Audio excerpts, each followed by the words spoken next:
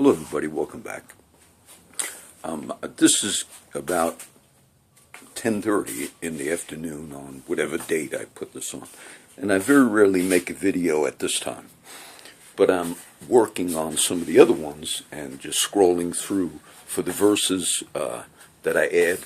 And I just I'm looking for King Saul and Michal and David. Michal was the wife of King David, the daughter of Saul, and so on one of the previous videos I'm looking, but because I'm searching for it, I see all these verses on, they sent a spy to get him and they had to run, and it kind of reminds me, because I'm discussing, this is really not a big teaching video, but I'm going to briefly overview some things. I realize that some people watch the videos, and a lot of people don't watch them. And then I made a comment a couple weeks ago about something I commented on many times in the videos, where one of my friends they planted Xanax, a cop here. The Corpus Christi cop planted Xanax on a friend. He did. People, you say, John, how did your friend, it was my friend Jesse, and he did 2 years in prison because he got arrested for, he had a past history. He's a military veteran, by the way, struggled with alcoholism. He liked the meetings. I used to do Bible studies over at his little trailer. And it was so common, these types of stories from Corpus cops, that I heard them for so many years, and I realized some people are not aware. So I watched a documentary last night by accident because I was scrolling through my news channels, and it was about a kid, Hispanic kid, from New York City, the Bronx. I walk the Bronx. When I go up there, I walk into the Bronx, over the bridge, George Washington Bridge. And back in the early, I forget the year when it happened, maybe the 80s, somebody was shot and killed.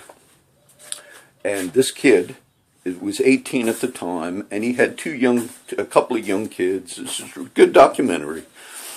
And his family, one of the other guys that was there at the scene where this murder took place, said, this guy, other guy did it. Kind of set him up, I guess. But the other guy got a call from his mother, that they're wrongfully convicted, and he got a call. He was in Florida staying with friends, and he was 18 or 19. And his mother said, the cops are here looking for you, for a shooting or something. And he said, Mom, I'm in Florida, but you better come back. So he took a bus all the way back to New York City, and he went to the police station. And he said, oh, I heard you guys were looking for me. They said, yes, somebody was killed. He said, no, I was in Florida. And he gave him 13 names, addresses, phone numbers of witnesses, because he was in Florida staying with people.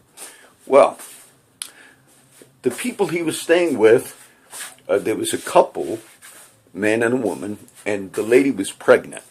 This is why this becomes important as you continue this little story here.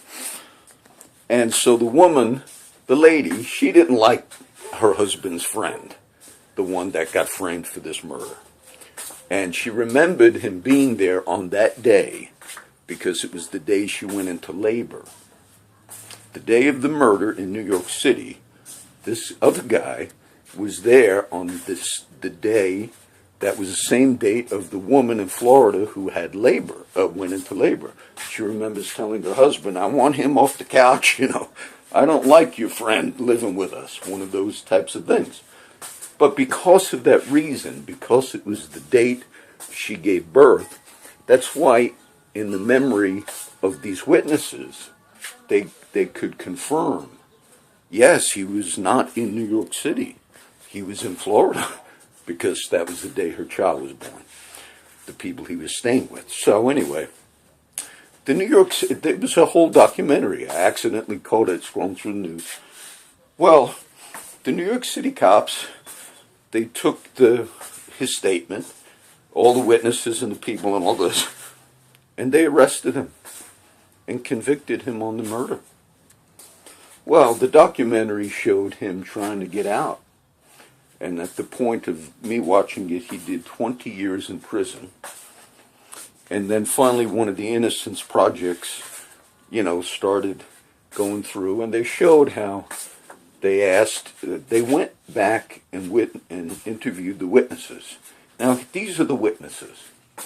One witness, who this kid was staying with back in the day, is now a cop in Florida. And they interviewed him in his police uniform.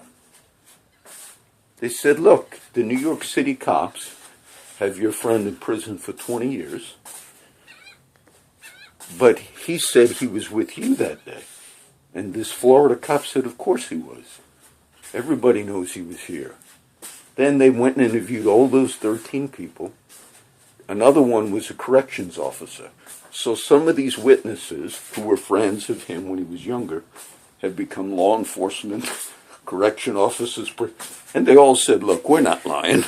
And the man making documentaries got them all on video. They said, look, we even called the New York police. So the Florida cop even would call the New York police, said, look, I'm a cop. I'm not lying for my friend. The New York cops couldn't give a crap.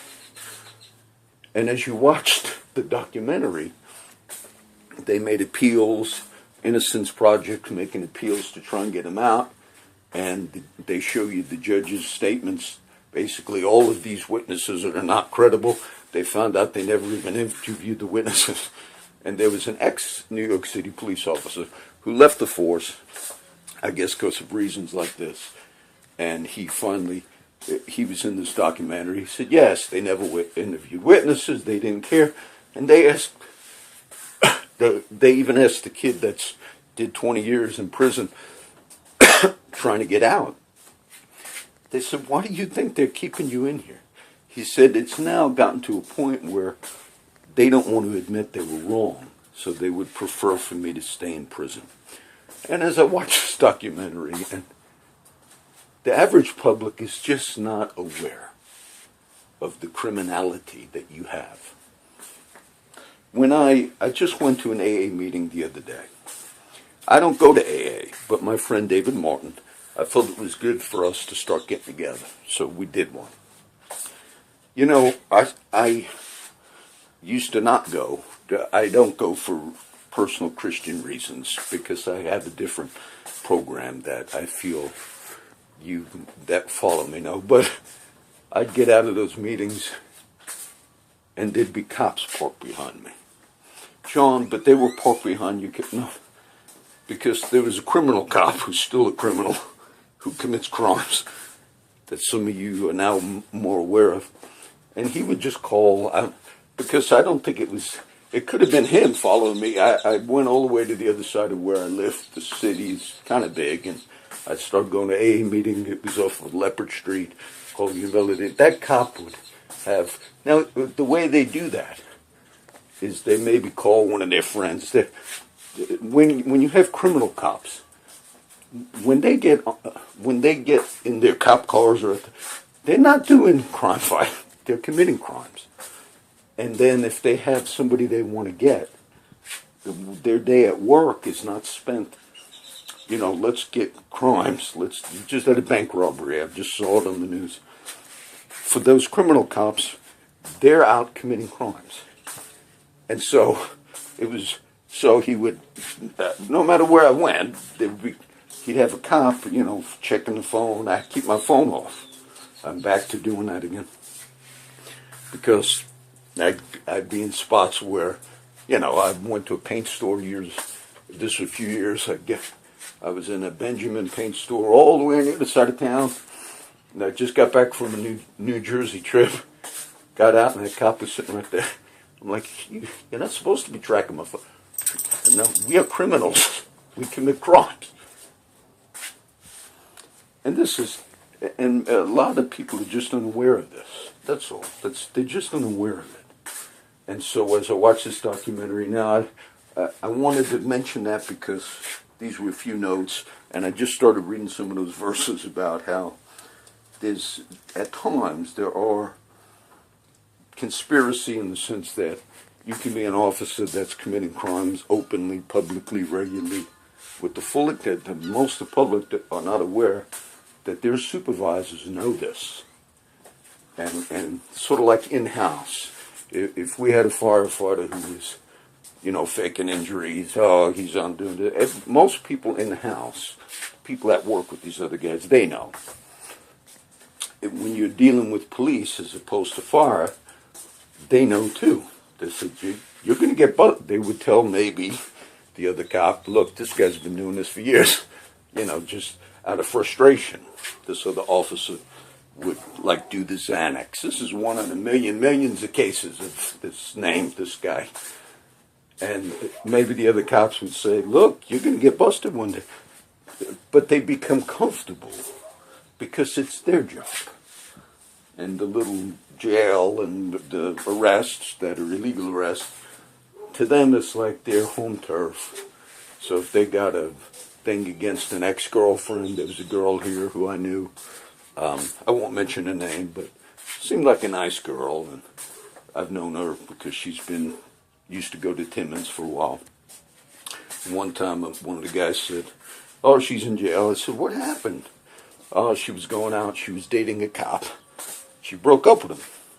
Now, maybe he got her for having pot or something, but he targeted her. That's just what happened. I don't know the officer's name in this case.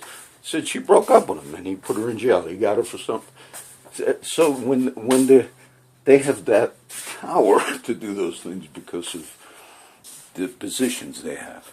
I was always surprised how so many of the things you have heard me talk about were so open.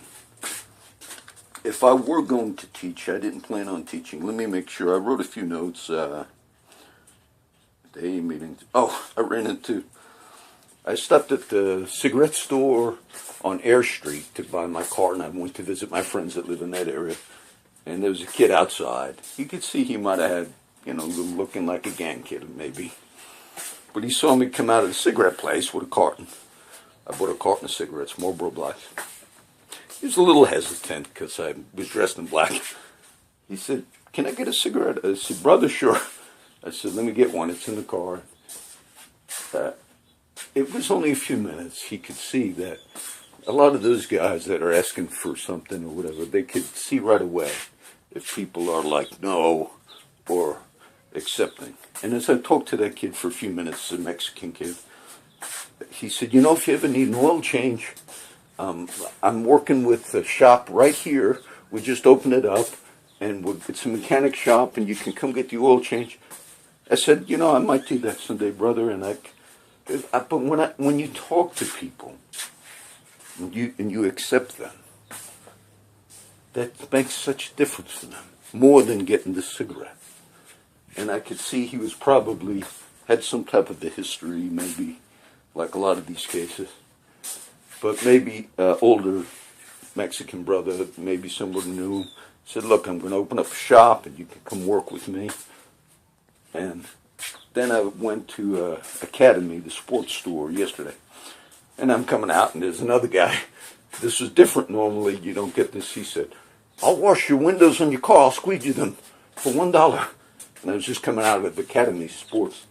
I said, brother, I said, I don't have $1, but if I had it, I'd give it to you.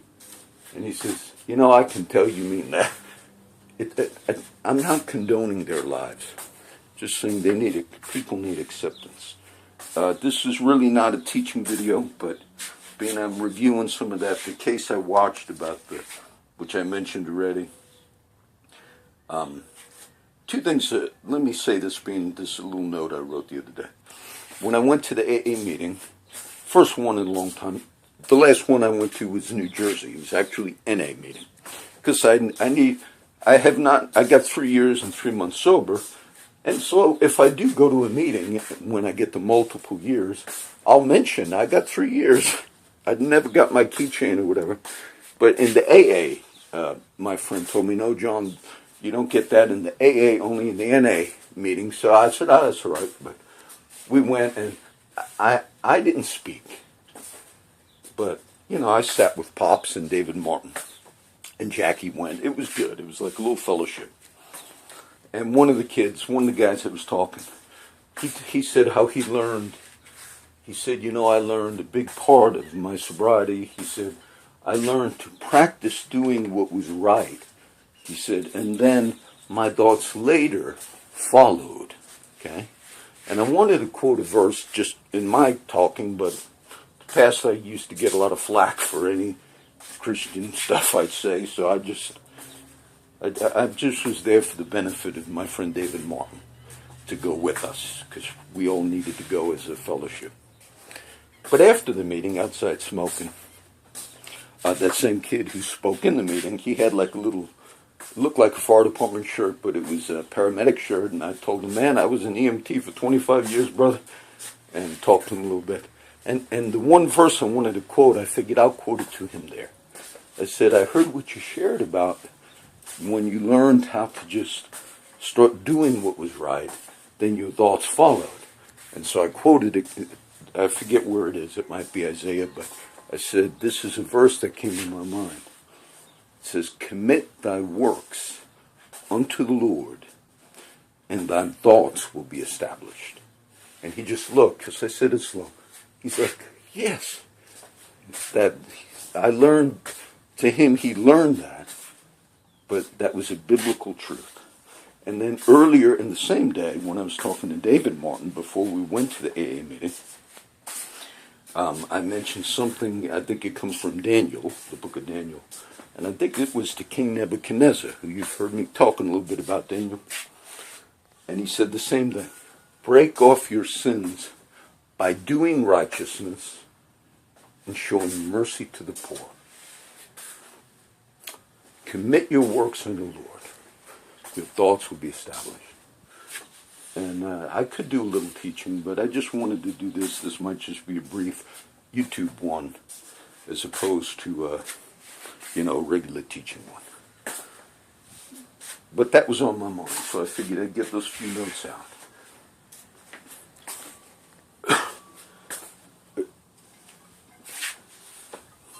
I believe there are good law enforcement and bad law enforcement.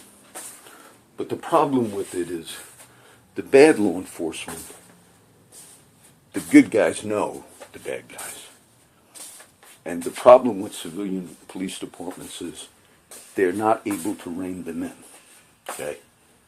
They know they're committing crimes. And in this cases I've spoken about now for years, the people became real comfortable with it. Multiple friends who said, man, I got arrested, I did a week, John.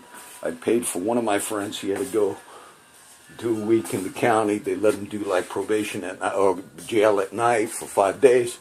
His brother didn't want him to sleep on the couch. It was Huey Martin, Huey. And we had the halfway house right by the county jail. But they don't get along all the time. And David Martin said, I don't want Huey sleeping on the couch, because he had to go to the jail at night. At night, but during the day, he didn't want to come all the way back to the side.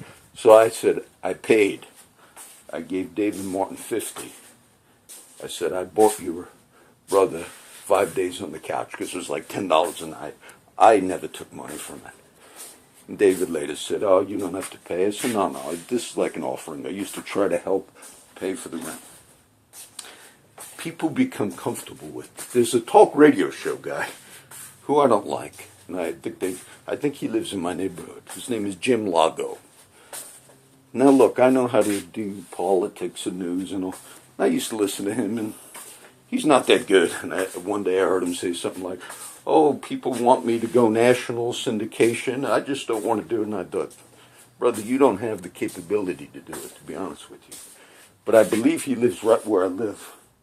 I believe he sent a letter to me one day, because people in our neighborhood park cars. Sometimes you can park them in your yard, but you park them a certain way. And one day I got a letter, anonymous.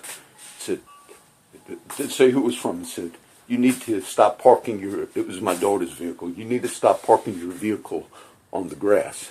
Actually, you were permitted to park it on the grass. People still do that.